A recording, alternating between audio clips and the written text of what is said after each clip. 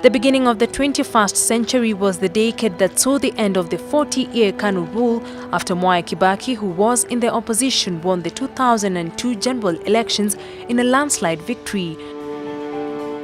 The 2002 poll saw Kenyans for the first time come together without tribal considerations and defy an unchallengeable regime.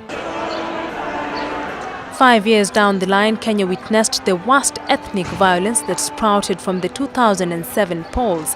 The widespread unrest led to the death of hundreds of people and displaced thousands others.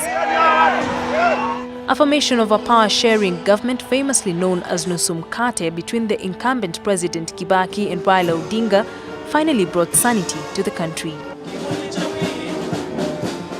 During Kibaki and Raila's reign, Kenya extended a helping hand to the neighboring Somalia, sending its military there to fight the Al-Shabaab militants who had destabilized Somalia.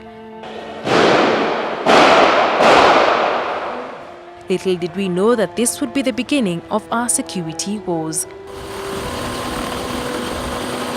With Uhuru Kenyatta now as president, the military's invasion in Somalia has brought about a spate of attacks architected by the Al-Shabaab that has left hundreds dead and many maimed. As a result, many are split on whether Kenya should withdraw from Somalia to end the attacks or not. Nasema wakati imewadia kwa Kenya kuangalia sasa leo hii kuna sababu ya majeshi yetu kubaki kule Somalia. Kuna sababu? Kuna sababu? Kukaa kwa majeshi yetu kule Somalia inaleta usalama Kenya hii? Inaleta? Hiyo ni swali ambayo Uhuru Kenyatta na serikali yake mpaka wajiulize. However, even as the authorities continue to warn against incitement and verbal attacks, politics continue to play barely a week since Kenyans woke up to news of attacks in Peketoni that left more than 60 people dead.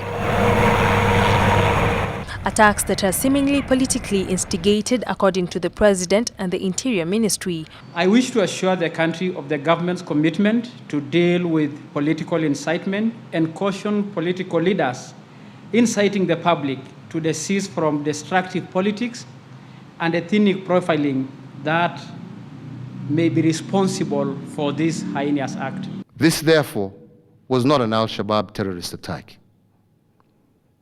Evidence indicates that local political networks were involved in the planning and execution of the heinous crime.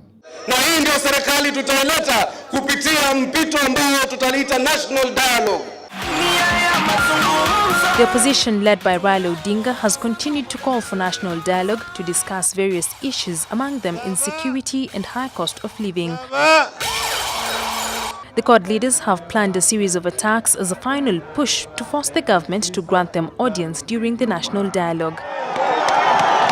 The national dialogue that our country needs will be done within the institutions that are created by the Constitution. Kwanza tunataka Jubilee yanze mara moja ikae na CORD tu ili tupange ratiba ya mazungumzo hayo yote. Sasa hawa jamaa walisahau ati katiba imebadilishwa, wananchi ndio wana nguvu.